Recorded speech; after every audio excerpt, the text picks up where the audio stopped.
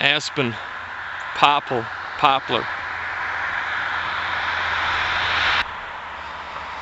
That's the kind of tree you find the cramp balls on, but you don't find it on the tree. You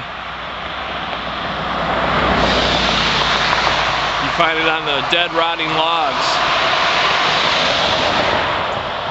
on the ground. This poplars in general,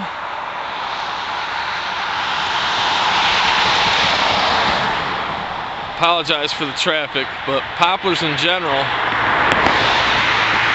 have a white appearance to them.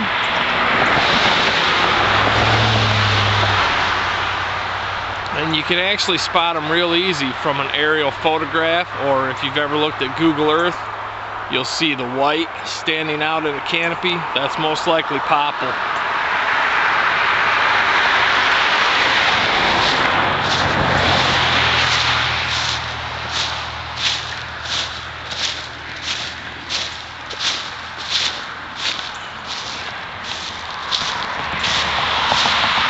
Try to get away from the road a bit. There's not a lot of these around where I'm in the places I'm frequenting here recently, so I just wanted to get a shot of these for you. But another easy way to identify popple or poplars is by looking at them in the early fall.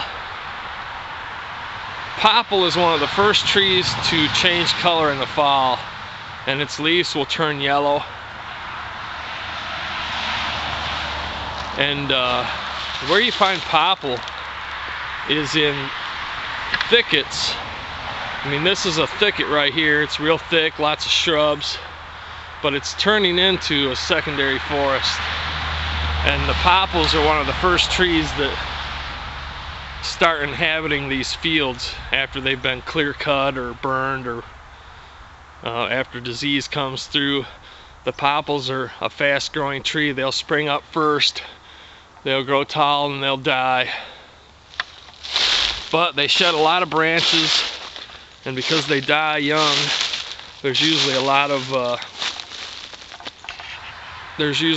dead branches and stuff on the ground and logs, and that's where those cramp balls grow, is on the rotten logs. But really, the cramp balls, they'll grow on a wide variety of wood.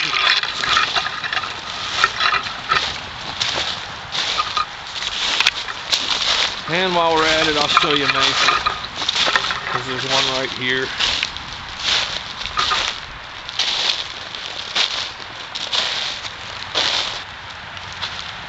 Alright, so before I was so rudely interrupted by my batteries dying in my camera, this is maple, and maples have opposite branching, but I'm not going to get into that. If you want to know what a maple is, just Google it. I mean, if you want to know what the leaves look like or whatever, just Google it. But this is a maple, and maple, you can find Ling Chi or Ganoderma lucidum growing on it, and that's one of the funguses I used in that video that's in the link below to start a fire.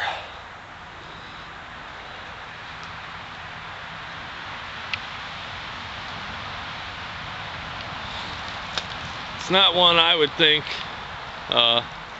Actually, I'm not even going to use this because I don't find them on this. I don't find Ling Chi growing on maple. The books say that Ling Chi grows on maple, but I haven't found that to be the case. I find it growing on elm. But I'll just give you another quick shot of these poplars. These are big tooth aspen, but it could be quaking aspen, or some people call it trembling aspen. But you start finding all these dead branches and trees that have, old popples that have fallen over, and they get all punky, and they make it's a good habitat for those cramp balls to grow in, because that's what they grow on, is rotten wood. They might be what caused these trees to die, for all I know.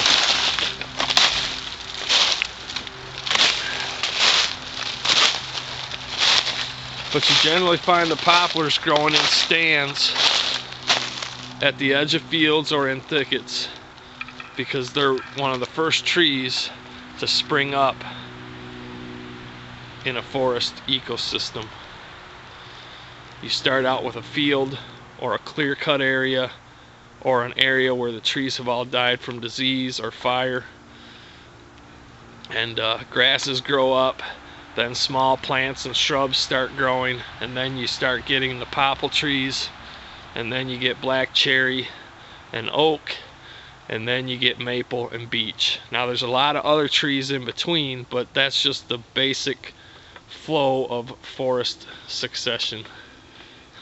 And if you're curious what succession is, or forest succession, or plant succession, just Google it. It's what is taught in your most elementary environmental science class. I mean, I remember learning about it in, I think it was 5th grade in environmental science. They explain how the forest grows. I'll post a picture of a book that explains it pretty well, and it also explains all these trees and gives you a good idea of what these different trees can be used for as well.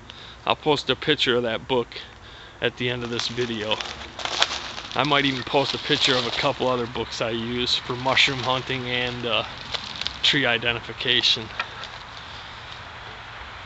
But the easiest way to spot those popples is by using Google Earth and looking for those white treetops in the forest canopy, and also by going out in very early, really almost late summer, early fall, and looking for those stands of yellow leaves waving in the breeze. That's a clear sign that you're in the aspens. They're the first tree to change color in the fall, and their leaves are yellow. This should give you a good idea though of how the forest works though. I mean, it's real thick in here, there's a lot of shrubs, and it's hard to navigate through. And you have a good mix of trees. None of them are very big, and there's a lot of those aspen and popple trees in here. But you get some elms. Here's an elm. Now you see how those roots come out at the base.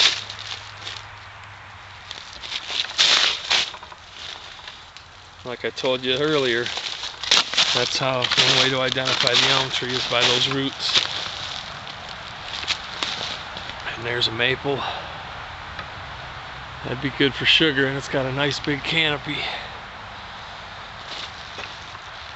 Black cherry, that's one of the first trees that come in after the aspens. But as soon as the oaks start growing up, those cherries get shaded out and they start dying off, and then the oaks take over.